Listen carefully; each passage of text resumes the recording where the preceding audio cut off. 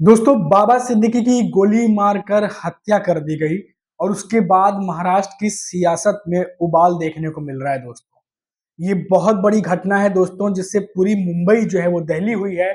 क्योंकि बांद्रा जैसी जगह जहां पर इतनी ज्यादा मुस्तैद रहती है पुलिस,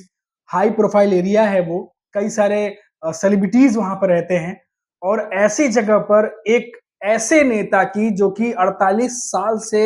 राजनीति में हो, एक हाई प्रोफाइल नेता हो, जो सेलिब्रिटीज के साथ उसका उठना बैठना हो, 3 बार विधायक हो और लगातार जो मंत्री रहा हो, उसका उसकी जो है खुलेआम गोली मारकर हत्या कर दी जाती है दोस्तों। अब सवाल लॉ एंड ऑर्डर का है, सिस्टम का है, कानून व्यवस्था का है और इसीलिए अब एमवीए के नेता महाराष्ट्र सरकार को घेरने में लग गए हैं दोस्तों।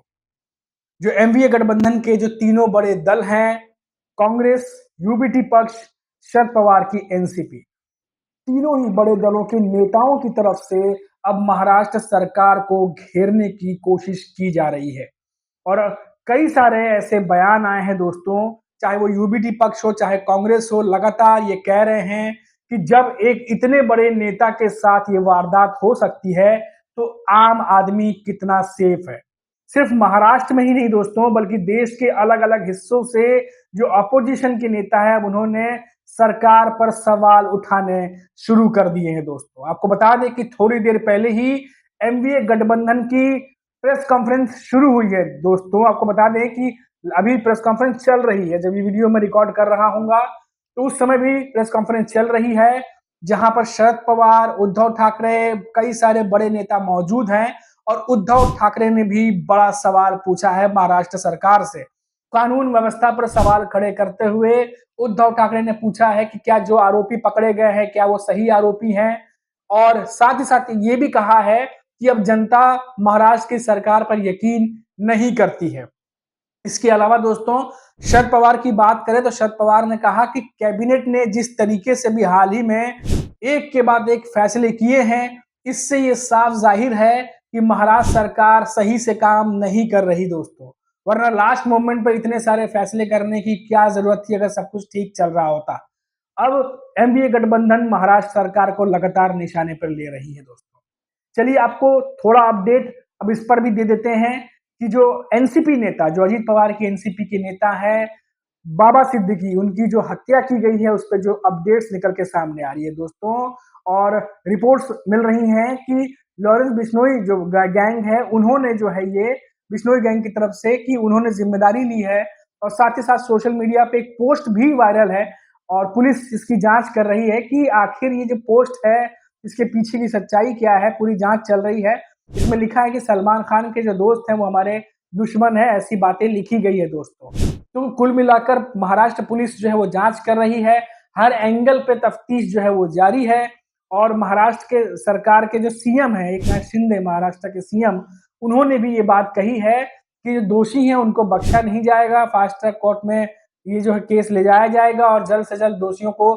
सजा दी जाएगी, सख्ती से निपटा जाएगा। ये बात बार बार महाराष्ट्र के सीएम एकनाथ शिंदे कह रहे हैं। लेकिन दोस्तों, ये जो घटना घटी है, ये बता दें आपको कि ये इतनी बड़ी घटना है जिससे पूरे मुंबई में, बता दें कि पूरे मुंबई ही नहीं बल्कि देश में इसका असर देखने को मिल रहा है। एक ऐसे नेता बाबा सिद्दीकी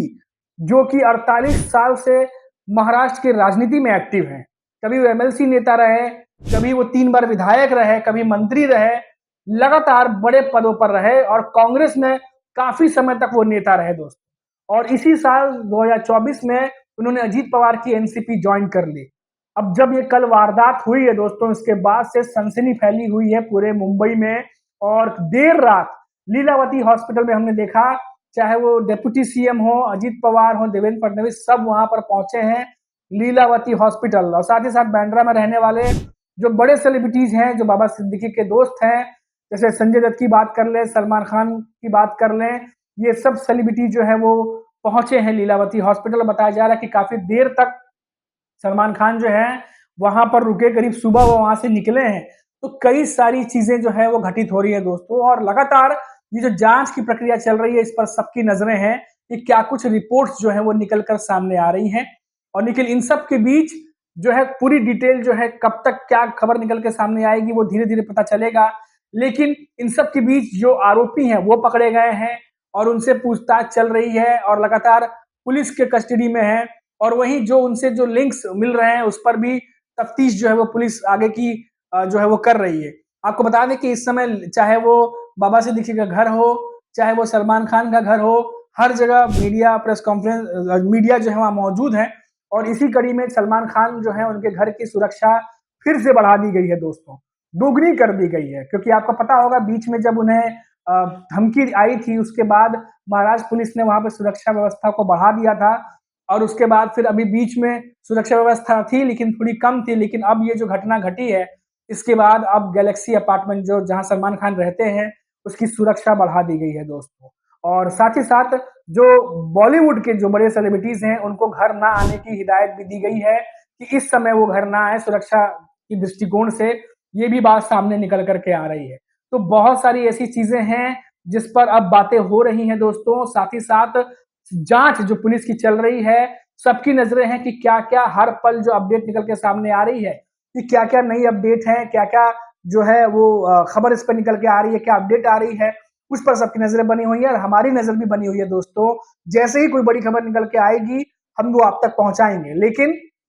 अब देखिए कि ये जो वारदात बांद्रा में हुई है और सबसे बड़ी बात कि बांद्रा एक बहुत ही सुरक्षित जगह माना जाता है, वहां पे काफी हाई प्रोफाइल लोग रहते हैं और ये घटना अपने आप में कई सारे सवाल खड़े करती है। महाराष्ट्र सरकार अब घिरती नजर आ रही है इस मुद्दे पर, इस वारदात के ऊपर जो सवाल एनडीए गठबंधन पूछ रहा है दोस्तों। और आज प्रेस कॉन्फ्रेंस जो है एनडीए गठबंधन की तरफ से बड़ी प्रेस कॉन्फ्रेंस की गई है क्योंकि कल ही हमने देखा कि कल ही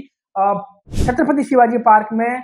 उद्धव ठाकरे ने दशहरा रैली की थी और आजाद मैदान में महाराष्ट्र के सीएम एकनाथ शिंदे ने रैली की थी और जो कल रात को घटना घटी है उसके बाद आज एनडीए की तरफ से एक बड़ी प्रेस कॉन्फ्रेंस जो है वो की गई है और इस प्रेस कॉन्फ्रेंस में अभी भी चल रही है, जो अपडेट निकल के सामने आ रही है वो ये आ रही है कि महाराष्ट्र सरकार के ऊपर कई सारे सवाल खड़े किए हैं एनडीए के नेताओं ने, जिसमें शरद पवार ने जो कहा वो मैंने आपको बताया। एक बार फिर से बता देता हूं कि शरद पवार ने कहा है कि महाराष्ट्र सरकार ठीक से काम नहीं कर रही है, जो भी फैसले कैबिनेट में लिए गए हैं धड़ाधड़ हाल में के दिनों में वो ये साबित करते हैं कि महाराष्ट्र सरकार ने ठीक से काम नहीं किया। वहीं उद्धव ठाकरे ने कहा कि अब महाराष्ट्र की जनता महाराष्ट्र की सरकार पर यकीन नहीं करती है और जो आरोपी पकड़े गए हैं क्या वो वाकई में आरोपी हैं। ऐसे कई सारे सवाल अब खड़े कर रहे हैं। सबसे ज्यादा उन्होंने पूछा कि इसके पीछे कौन है, अभी तक क्या पता लगा। कई सारे ऐसे सवाल एनडीए के नेता अब पूछ रहे हैं। तो दोस्तों अब देखिए सबकी नजरें पुलिस की जांच पर है कि क्या कुछ निकल के सामने आता है और साथ ही साथ महाराष्ट्र सरकार की तरफ से इस पर क्या अपडेट आता है वो भी देखना होगा। फिलहाल सिर्फ इतनी बातें कही जा रही है सरकार की तरफ से कि दोषियों से सख्ती से निपटा जाएगा। तो दोस्तों अभी के लिए फिलहाल इतना ही, फिर लौटेंगे तो बात करेंगे महाराष्ट्र से किसी बड़ी खबर पर और इस खबर पर हमारी नजर लगातार बनी हुई है। जैसे कोई अपडेट आएगी हम फिर से आप तक पहुंचाएंगे। तब तक के लिए इजाजत दीजिए। नमस्कार।